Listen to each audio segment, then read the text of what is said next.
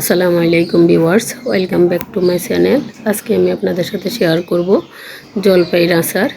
জলপাইয়ের আচার অনেকে অনেক রকম দিয়ে থাকেন, কিন্তু জলপাইয়ের আচার এইভাবে আপনি একবার দিয়ে দেখবেন কতটা সুস্বাদু হয়।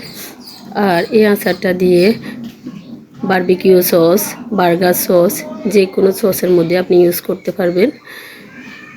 আমি এখানে নিয়ে নিয়েছি 2 কেজি জলপাই।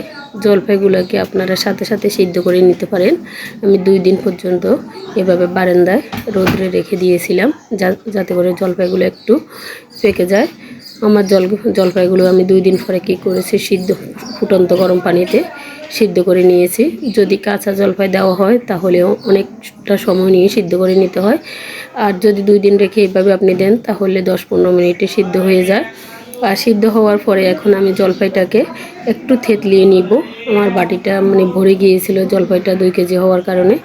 এই কারণে আমি একটু থেতলিয়ে নিতে অসুবিধা হচ্ছিল। তারপর আমি কি করেছি, একটু হাত দিয়ে চটকিয়ে নিয়েছি, বেশি না, একটু সামান্য এইভাবে হাত দিয়ে চটকিয়ে নিলে আচারটা খেতেও যেমন সুস্বাদু হয়, তেমনি মশলাগুলোও সম্পূর্ণ আচারের ভিতর প্রবেশ করে। আর দেখা যায় অনেক সময় গোটা জলপাইয়ের আচার দিলে কি হয়, জলপাইগুলো অনেক সময় শক্ত হয়ে যায়। আর এইভাবে আপনি আচারটা দিলে যে কোনো কিছুর সাথে আপনি খেতে পারবেন এবং খেতেও খুবই মজাদার হয়।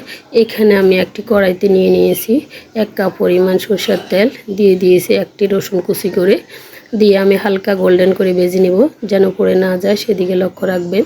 এরপর আমি এতে অ্যাড করে দিয়েছি শুকনা মরিচ 10-12টি। মরিচগুলো আমি কেটে দিই নাই, গোটা গোটা দিয়ে দিয়েছি। দিয়ে কিছুক্ষণ নেড়ে ছেড়ে এর মধ্যে অ্যাড করে দিয়েছি জলপাইটা অ্যাড করে দিয়ে এখন আমি ভালো করে নেড়ে ছেড়ে নেব। একটু নেড়ে ছেড়ে নিয়ে এতে আমি অ্যাড করে দিয়েছি 3 চামচ সরিষা বাটা।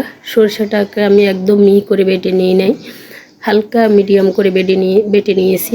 আর সরিষাটাকে আপনারা ভালো করে ধুয়ে নেবেন, সরিষার মধ্যে অনেকগুলো মাটি থাকে। ধুয়ে নিয়ে তারপর বেটে নিয়েছি আমি সিরকা দিয়ে। এরপর অ্যাড করে দিয়েছি উঁচু করে 2 চামচ আদা রসুন বাটা, 1 চামচ মরিচের গুঁড়ো, 1/2 চামচ হলুদ গুঁড়ো দিয়ে আমি ভালো করে মশলাগুলোকে ভালো করে নেড়ে ছেড়ে নেব। আর অ্যাড করে দিয়েছি 1.5 চামচ লবণ। এরপর নেড়ে ছেড়ে দিয়ে এতে আমি অ্যাড করে দিয়েছি খেজুরের গুড়। আপনারা আখের গুড়, চিনি, যে যা দিয়ে এই জলপাইয়ের আচারটা দিয়ে দিতে পারেন, নিয়ে পাকিয়ে নিতে পারেন।